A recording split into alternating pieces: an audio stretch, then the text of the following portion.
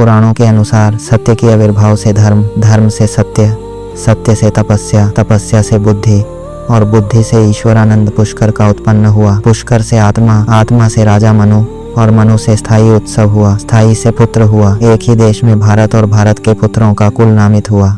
कुछ के अनुसार मनु से कश्यप उत्पन्न हुआ। कश्यप ने मानव जाति भीष्म उत्पन्न किया। छोटे छोटे आदित्य थे, विचारक और विधिवादी थे। तारकासुर के गर्भ से उत्पन्न हुआ था। तारकासुर के मरने पर जीवधारी का जीवन अस्थायी हो गया और मनुष्य विद्या और धर्म का पालन किया।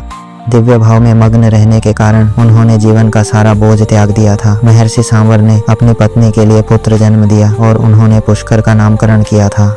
एक दिन हरिसिंहपुर नेरोड खंड के राजमहल के समीप से वे गए। जिस दिन वे नेरोड के द्वार से उठे तो उनके मनुष्य रूपी आत्मा को दर्शन करने के लिए नेरोडवासी उनके आसपास पहुंच गए। पुष्कर स्वयं में एक जीवित तालाबधारी बनकर नेरोड के आंगन में निकलकर कहने लगे, हे राजन्य रूपी जीवों, ध्यान रखो, यह जीवात्मा इसी आभा मंडल का आत्मा है। यह पुष्कर इसी आभा मंडल का आत्मा है।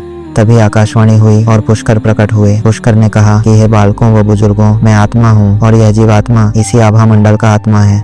आकाशवाणी होकर बोली, महर्षि ने आत्मा प्रकट की है और आत्मा पुष्कर की उत्पत्ति हुई है। उस समय राजा ने पुष्कर से कहा, हे महर्षि, बारात में मेरी माता पिता भगवान और श्री हरि लक्ष्मी ने मेरी माता को गर्भ में धारण कर पुष्कर नामक पुत्र उत्पन्न किया। ऐसा सुनते ही सब लोग पुष्कर की जय शंखनाद करने लगे। उनके बाद पुष्कर जीव की देवी रूप धारण करने लगे और पुष्कर अपने आत्मा में स्थायी हो गए। उन्होंने देवी भक्त ध्यान किया। पुष्कर ने बल पोषण करने वाले जीव देवी उत्पन्न की। देवी ने भी विधा को उत्पन्न किया। इस प्रकार पुष्कर देवता बन गए। शुक्राचार्य के कहने का सुखद समाचार पुष्कर ने सुना। शुक्राचार्य बोले, हे महर्षि, आत्मा की देवी रूप धारण करके आत्मा ही देवी रूपी विवाहित आत्मा बन गई है। पुष्कर देवता ने महर्षि के कहने पर देवी विवाहित हो गई। आत्मा की देवी रूपी विवाहित हो गई। आत्मा और देवी आत्मा प्रकट कर दिए। वे दोनों विवाह करके आत्मा और देवी रूप में स्थायी रूप से उत्पन्न हो गए और एक नया राजवंश बन गया। राजा ने शुक्राचार्य को कहकर धन्यवाद दिया। महर्षि पुष्कर ने आत्मा प्रकट करके देवी का रूप स्थायी कर दिया और कहा कि यह आत्मा अब पुष्कर रूप में जीवात्मा को स्थायी करेगी। इतना कहकर महर्षि ने शुक्राचार्य को अपने धर्म के प्रतीक के रूप में अपनी स्वर्ण मूर्ति दी और हरिसिंहपुर चले गए।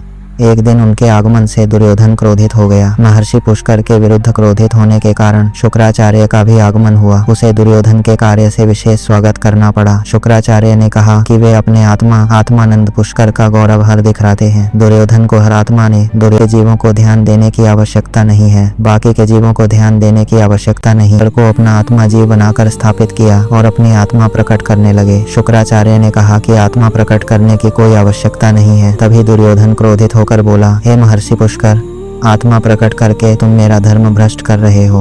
महर्षि पुष्कर ने विवाहित आत्मा से शुक्राचार्य को धर्म की रक्षा करना बताया और कहा, हे शुक्राचार्य, यदि देवी आत्मा विवाहित आत्मा का रूप है तो आत्मा स्वयं धर्मस्थ विवाह के रूप में स्थायी होगी। इस पर महर्षि ने आत्मा को विवाहित रूप में स्थायी कर दिया और शुक्राचार्य को देवी आत्मा का धर्मस्थ स्वरूप दिखाया। शुक्राचार्य यह सुनकर महर्षि से माफी मांगने लगे और कहा, हे महर्षि, मैंने आपका धर्मस्थ आत्मा का अपमान किया है। महर्षि ने शुक्राचार्य को आशीर्वाद देकर कहा, हे शुक्राचार्य, अब तुम धर्म के पथ पर चलो। देवी आत्मा तुम्हें धर्मस्थ विवाह में स्थायी कर देगी। महर्षि पुष्कर ने बार बार शुक्राचार्य को यह कहा कि देवी आत्मा स्थायी रूप से धर्मस्थ विवाह के रूप में जीवात्मा के संग विवाहित होगी। शुक्राचार्य ने कहा, हे महर्षि, अब मैं विवाहित आत्मा को स्वीकार करता हूँ और धर्मस्थ विवाह में आत्मा को स्थायी करता हूँ। कुछ दिनों के बाद महर्षि ने देवी आत्मा को स्थायी विवाह कर दिया और शुक्राचार्य को देवी आत्मा का वरदान देकर विवाहित आत्मा का स्वरूप प्रकट किया। शुक्राचार्य ने देवी आत्मा के संग विवाहित आत्मा को देखा और कहा कि अब आत्मा धर्मस्थ विवाह में स्थायी रूप से पुष्कर आत्मा कहलाएगी। उन्होंने इसी प्रकार पुष्कर की आत्मा स्थायी हो गई और देवी आत्मा का विवाह आत्मा से स्थायी रूप से संपन्न हुआ।